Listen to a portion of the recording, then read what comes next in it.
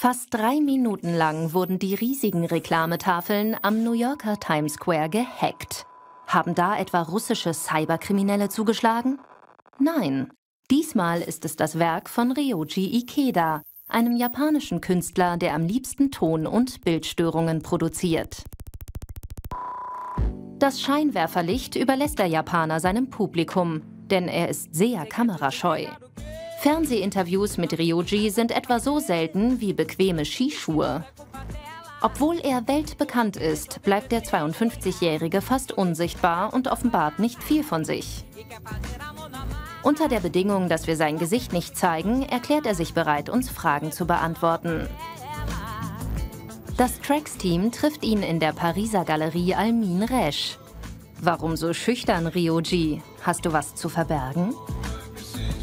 Wenn du Bach hörst, gibt es auch kein Interview dazu. Und keine Fotos. Nur gemalte Porträts, die sein Aussehen vielleicht erahnen lassen. Und warum nicht?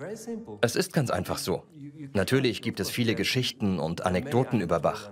Aber man weiß nie, ob sie wahr sind. Also konzentriert man sich einfach auf seine Musik. Und das ist auch richtig so und wunderschön. Genau das will ich haben.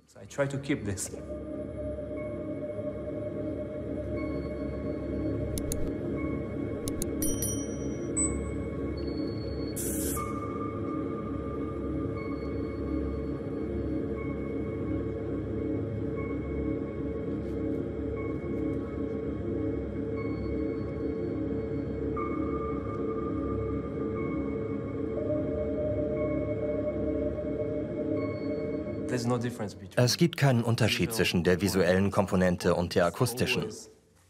Alles muss als eins betrachtet werden. Ich komponiere mit Pixeln und Linien, Punkten, Zahlen, Werten und manchmal nutze ich den Raum.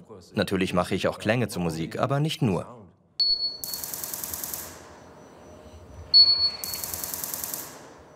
Ich arbeite mit nur 3 Elementen, wie ein Maler, der mit 3 Farben malt. Das erste ist die Sinuswelle. On constate que le son émis par le diapason est un son pur, c'est-à-dire correspondant à une vibration purement sinusoïdale. Ein weiteres ist das weiße Rauschen. Und das dritte Element ist der Glitch, eine unvorhersehbare Fehlfunktion. Ryoji Ikeda wird 1966 in Gifu, 400 Kilometer westlich von Tokio, geboren und wächst auf dem Land auf, wo die Natur ihm Tag und Nacht in den Ohren liegt. Als Kind habe ich natürlich, wie jeder Mensch, Mathe gehasst. Die Schönheit der Mathematik habe ich eigentlich über die Musik von Bach entdeckt. Einer meiner Lehrer spielte einmal eine Platte von Bach ab. Ich war total beeindruckt. Und da wurde mir klar, dass das einfach nur Mathematik ist. Die Schönheit der Mathematik. Musik und Mathe sind wie Schwestern. Mathematiker sind so frei und haben enorm viel mit Künstlern gemeinsam. Eigentlich ist ein Mathematiker fast wie ein Dichter. Er kann nicht erklären, was er tut, weil es zu abstrakt ist. Many aircraft, mostly military, are supersonic. They can fly faster than sound. When they do, they produce a sonic boom.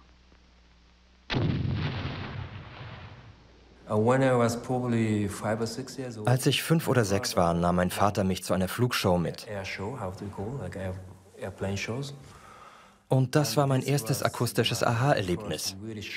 Denn es war wie ein Formel-1-Rennen. Es war wahnsinnig laut. Wie ein Überschallknall.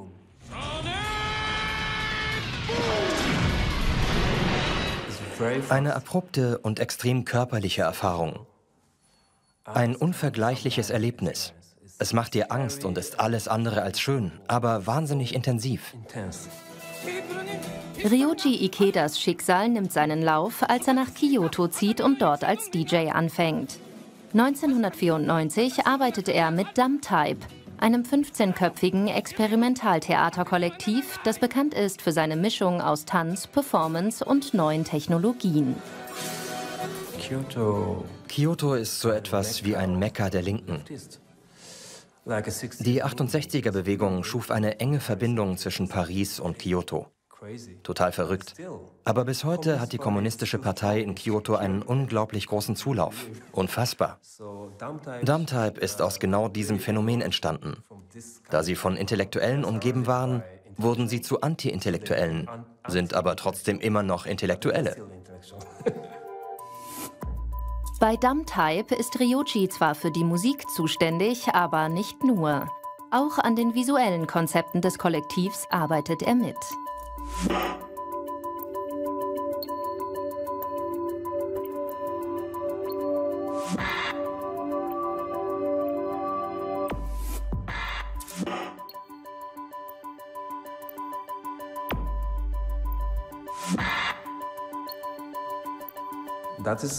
Damit begann meine Karriere. Wir waren zwischen 15 und 20 Personen, ohne Anführer. Die absolute Demokratie. Typisch linke Utopisten eben. Wenn ich eine Idee für das Licht oder die Choreografie habe, kann ich die äußern. Und auch ein Tänzer darf zum Beispiel die Lautstärke kritisieren. Jeder kann überall mitreden. Aber das bedeutet eben auch, dass Entscheidungen immer demokratisch gefällt werden. Keiner entscheidet. Pure Demokratie ist auch schwierig. Ryuji Ikeda entwickelt Programme, die jede beliebige Form von Information in visuelle und akustische Motive umwandeln können. Für seine abstrakten Bilder verarbeitet der Pure Data Fan auch geografische Koordinaten oder Festplattenfehler.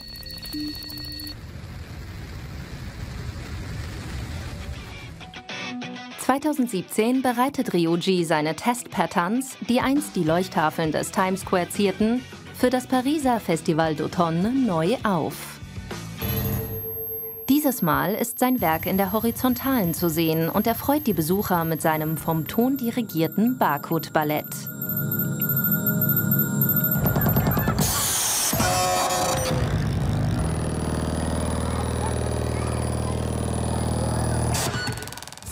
Was für eine Musik.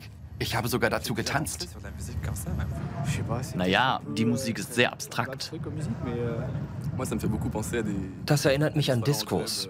Dunkle Locations, in denen Stroboskoplicht einzelne Szenen beleuchtet und so kurze Momentaufnahmen schafft.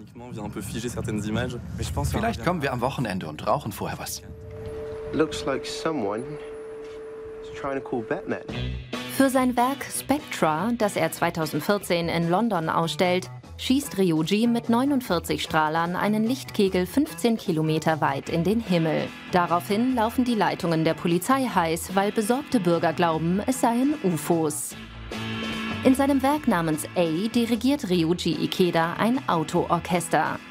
Wenn auf diesem Parkplatz in Los Angeles 100 Fahrer den Motor aufheulen lassen, hupen oder aufblenden, dann nur, weil es in der Partitur des japanischen Maestros steht.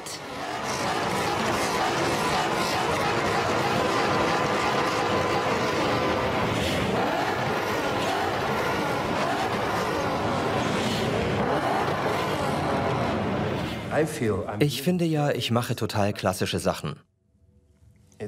Ja, ich bin sehr klassisch.